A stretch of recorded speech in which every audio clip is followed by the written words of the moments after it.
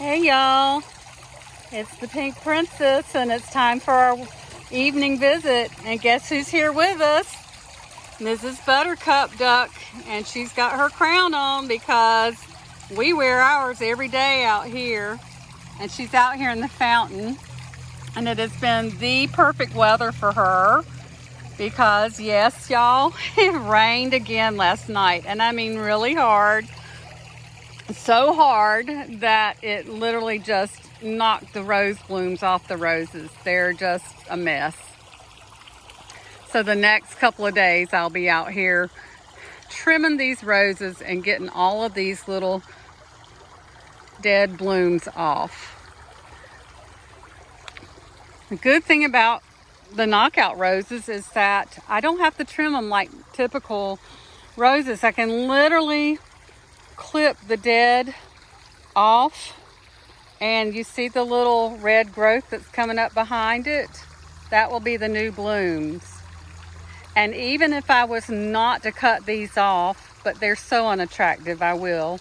Plus it saps the plant of energy for more blooms, because when it forms the seeds, it's like, well, y'all, I'm done. I don't have to do any more of that. And so it slows the growth down if you leave those on there. They will eventually form rose hips, which if you've had rose hips, you can have rose hip tea. They have medicinal uses. It's a wonderful little fruit. I usually wait till the fall to let my roses start developing all the way, and they will turn very large, sort of like a crab apple, and about the color of a crab apple on these. And as I always say with any flowers and plants in the yard, always check, and yes, double check again, because a lot of plants are poisonous. But rose hips typically are not. In fact, I've never heard of any poisonous ones, but hey y'all, double check. Don't die on my time. Anyway, here we are. We're going back to the back. I was going to show you some of the new plants that have been set out today. We did lose a clayera in our hedge. As you can see, we have a missing place. And that again is thanks to all this rain we're getting. Clayeras are not a fan of too much rain. So we did lose that one. And we're going under a little arbor that mimics our arbor on the other side of the house. And you can see Mr. Bunny Rabbit has some new plant material behind him. Well, around him, I should say. And that will all fill in, and you won't be seeing hardly any of him by the end of the summer. He'll be covered up in wonderful blooms again.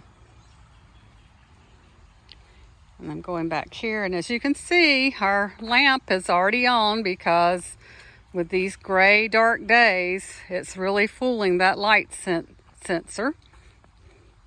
Back here, I've got some wasabi coleus and some pink angel wing begonias. And I was going to show you a little trick about the coleus. They are crazy easy to plant. Not too picky about too much sun or too little sun. So it's a great thing to plant, and then you get a lot of color because the leaves are the color. They will bloom, but it's just like a little stalky blue bloom that's not really showy. It's all about the foliage. But when you're growing coleus, if you will go along and pick these middle two leaves out, it will help it bush out. And instead of just growing tall and in one stem, it helps it bush out like this one is doing. And every time you do that, it just makes it get fuller and fuller. And eventually we won't see this mulch at all. It'll be covered up with wasabi coleus. And I feel like that is sort of our little life lesson tonight, is sometimes we have to prune back a little bit in our lives in order to have a fuller life. Sometimes we have to take away a couple of things that maybe aren't as necessary as we thought, so that we are able to do more things well. Does that make sense? Anyway, if it doesn't, I'll bring you back in about 3 weeks and you're going to see what that does with a plant. They will be already getting very large and they'll be very full.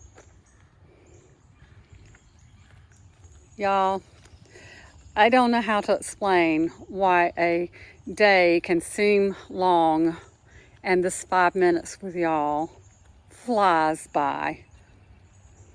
But know that I'm here for you. I'm here every night. I will never prune you out of my life. Never. And I will always love you to pieces. Bye, y'all.